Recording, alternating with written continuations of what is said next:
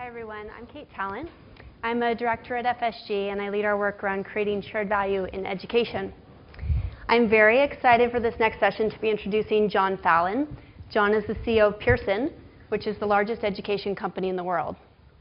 I met John earlier this year in Davos at a roundtable session we were hosting with Michael Porter on how companies can create shared value in education. And I left that session feeling so inspired by John's story. Over the last 2 years, John has led Pearson through a major internal transformation in which Pearson is not only looking now at how to deliver financial returns, but also how to put educational outcomes at the center of their business strategy to compete on student success. John and his team, including Amanda Gardner, who's also here today, has been just wonderful partners for us in the Shared Value Initiative and have really helped to inform our thinking around the role of business in global education. Please welcome John.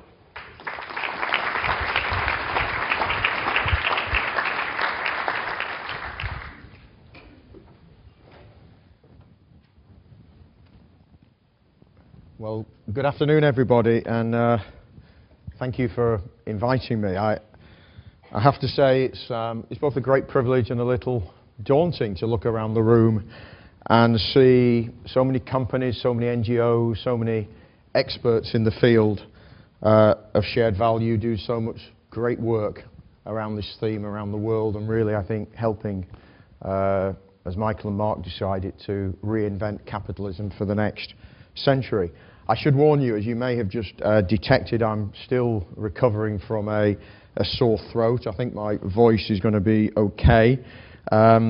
But if it starts to do strange things and I start to quaver, it's not that the emotion has got the better of me, although not necessarily anyway. The other confession I should make, I have sort of like, a decade after the rest of the world, but I think probably still relatively in the vanguard of public company CEOs.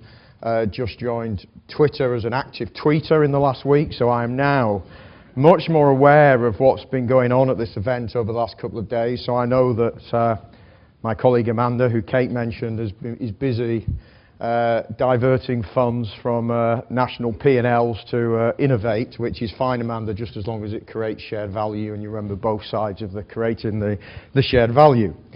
So, as I say, thank you for inviting me. I think my task this afternoon is to give a little example of how a global company such as Pearson can incorporate social outcomes into its business goals and do so in a way that advantages its customers, its shareholders, its employees, and the communities in which it operates. For us as a company, translating good intent into meaningful impact means focusing on this idea of efficacy in education. Efficacy is a deceptively simple but actually incredibly powerful idea. It's quite simply that every product we sell should be measured and judged by the learning outcomes it helps to achieve.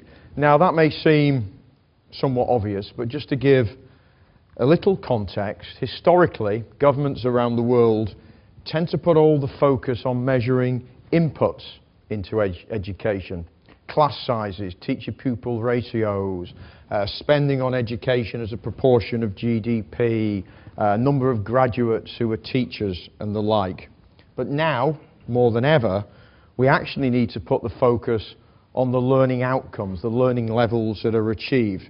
What percentage of young people actually leave school able to read and write sufficiently or well equipped to prosper in their career or in college? And that, of course, is much easier to say than it is to do, especially as it is notoriously difficult in education to relate inputs directly to outcomes. That is starting to change. We're starting to see some very exciting developments in technology and the development of this idea of blended or hybrid learning, where teachers, students, and data work together in a much more active and far more effective learning environment. And so I think this idea of efficacy fits with the shared value model outlined by Michael Porter and Mark Kramer for 21st century businesses in every sector, where we demand and we judge ourselves by the effect we have on the communities that we serve. What I would argue, and I do argue every day, is this is not only the right thing to do for the wider public good, it's also the right thing to do for Pearson and our shareholders. It's actually the very thing that is going to make us a faster growing, a more profitable, and more cash generative business. And I think this, as I say, chimes with this idea that shared value can in some ways reinvent capitalism and unleash a new wave of innovation and growth. But actually, it also reminds me of a column written more than a decade ago now in the aftermath of Enron by a former colleague of mine, the FT's, the Financial Times, late great business commentator Peter Martin. And in it, Peter warned against the dangers of a crisis of trust in global corporations, much like many would argue is still with us today, becoming a crisis of faith in the capitalist economy itself. And his point was that fundamental to the success of capitalism is the belief that the actions we take today will bring rewards tomorrow. And he actually quoted F. Scott Fitzgerald, chronicler, as you all know, of the dynamic age of modern finance, who best captured this restless way in which capitalism pushes individuals forward against natural human inertia. The final words of the Great Gatsby: "So we beat on, boats against the current, borne back ceaselessly into the past." And Peter's point, I think, is that great companies must never, ever lose faith in their essential magic, the impulse forward, the push against the tide. They must never lose their driving sense of purpose. But what should our purpose be? What are companies for? Is it to make our shareholders rich? Or is it to provide valuable goods and services as efficiently as possible? In case any of you didn't spot it, that is, of course, a false dichotomy. Any successful business must do both. More than that, any company that is going to create real value for shareholders over a sustained period of time has got to have, I believe, that fundamental sense of purpose. As we just heard with what I thought was a great example of the bad concrete, it's about identifying big problems that actually need solving in the world and then bringing together, we just saw a very practical example of it, the brightest and best people you can and giving them the resources, the direction and the freedom to get on and tackle that problem. The profits are important. More than that, they are absolutely fundamental. The enterprise does not exist without them. But the profits sustain great businesses. They don't define it. The profits arise from doing something important and valuable to society and doing it really well. And the profits are then largely redeployed in the invention and innovation to do it even better. And this blend of commercial opportunity and public purpose has driven my own company, Pearson, throughout its 170-year history.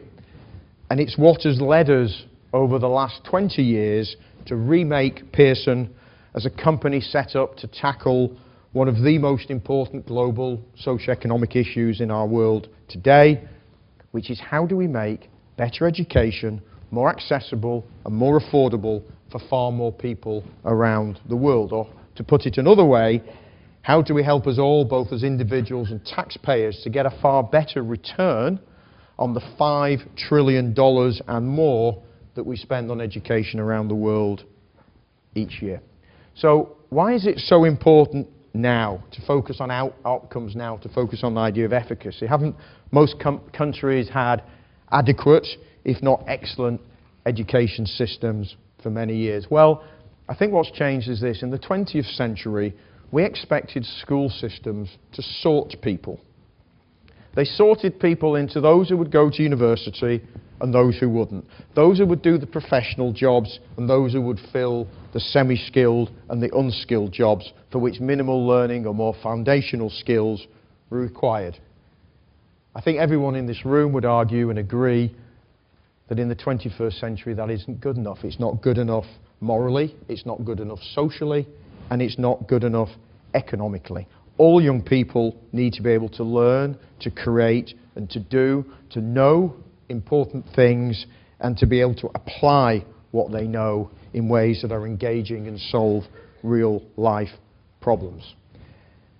And we know that the economic and social stakes of meeting that challenge are very high indeed. For example, here in the United States, one of the wealthiest countries in the world, the median hourly wage of a worker who can make complex inferences and evaluate subtle truths from a written text is 60% higher than the worker who at best could read the same text and locate one single piece of information. Yet only 1 in 5 African American, Latino, and Native American students are proficient at 4th and 8th grade reading.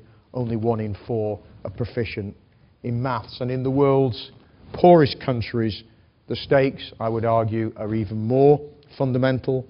A child born to a mother who can read is 50% more likely to live beyond the age of 5.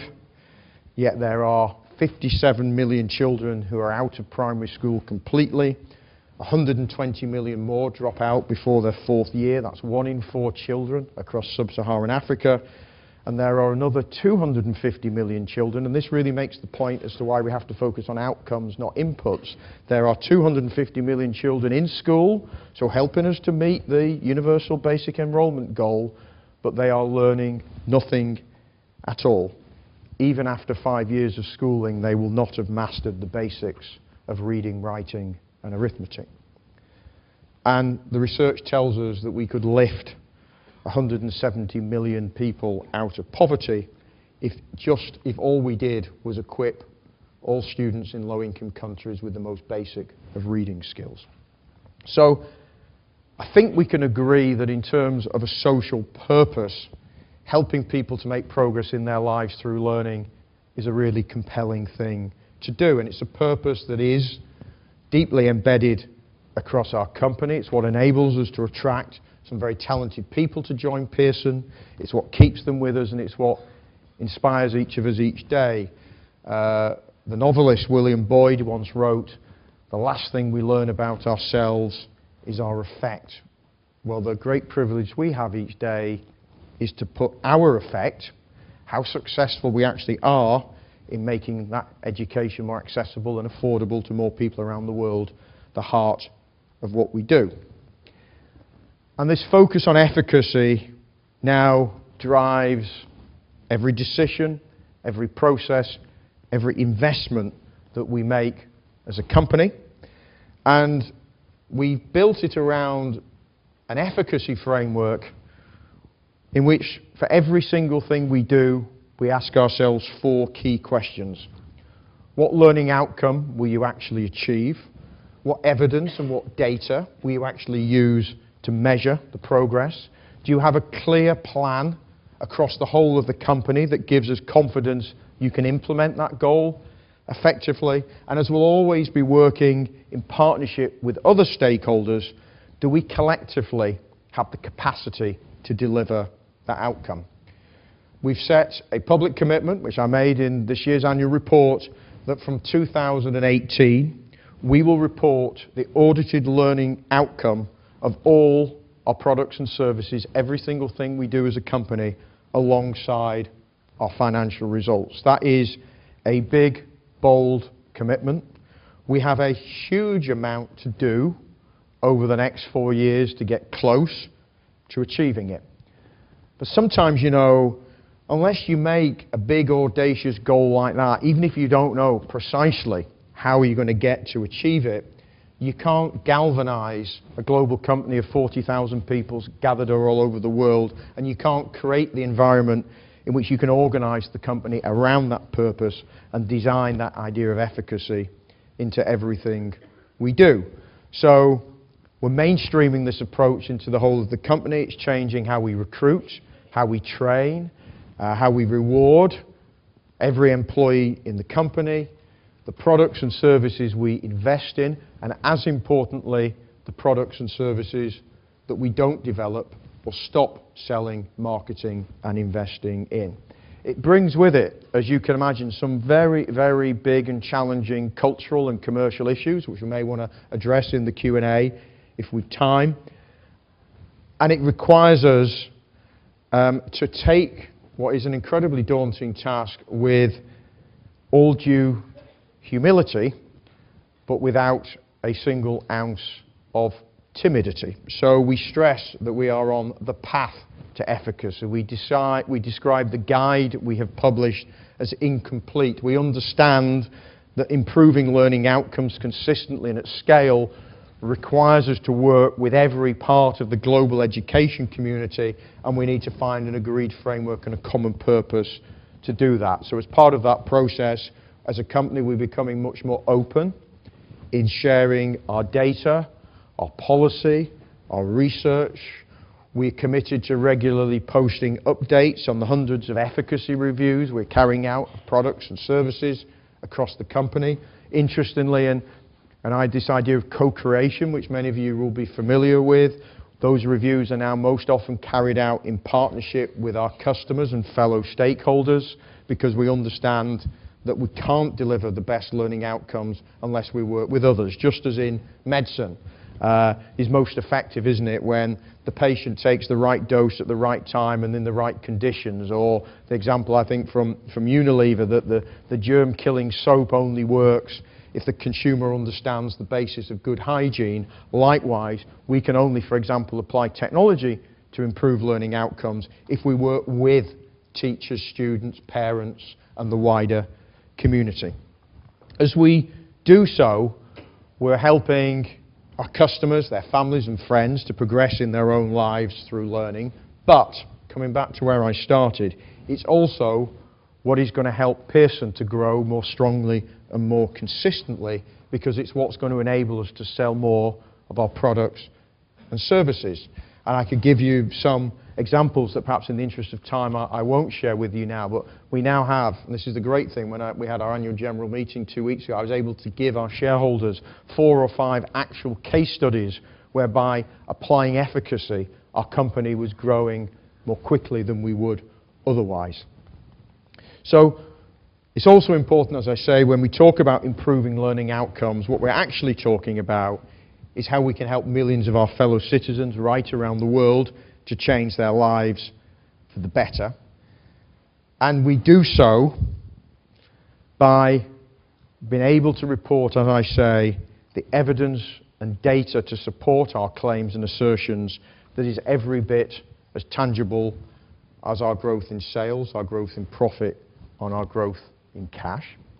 It means that we will best improve our return on invested capital, something our shareholders care greatly about, by helping the world to increase the return on human capital and wealth in the broadest and the best sense of the word that comes with that wealth.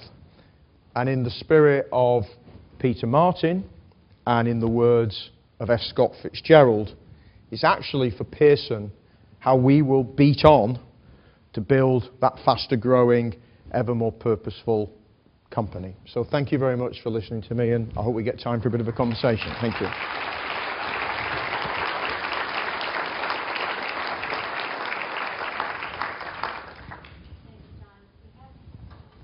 We have time for a few questions from the audience, and I'll just start with one that I have for you.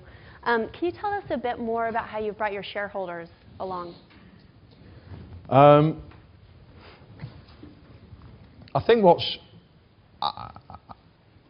think it's in truth still a little bit of a slow burn with our shareholders. There are now, interestingly, there are some shareholders who specifically turned up and said, we have bought shares in your company because we understand this idea of efficacy, and we think, we are active in the healthcare or the pharmaceutical industry or elsewhere, and we understand the potential power of this.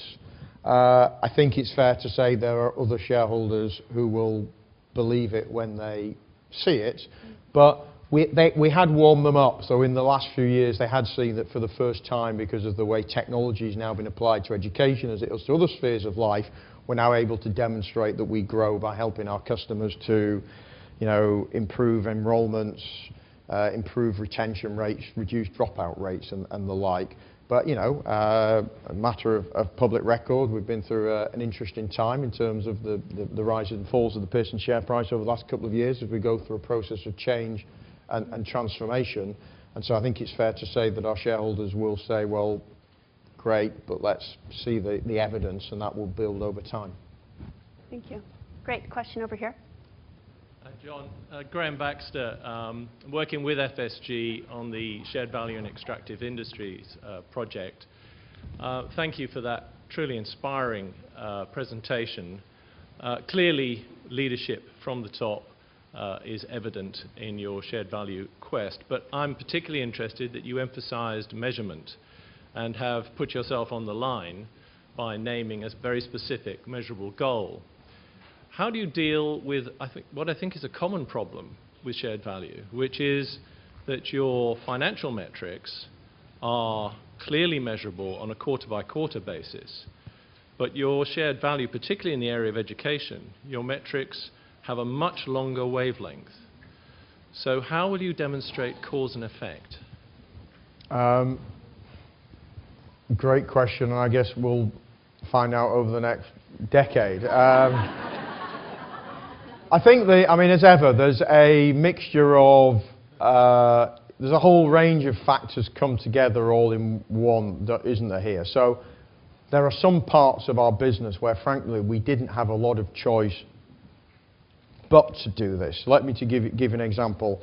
In our fastest growing markets, China, India, Brazil, large parts of sub-Saharan Africa, what's happening is the growing middle class is at the moment essentially bypassing the state and buying its own education. So the third biggest item of household spending in China after food and housing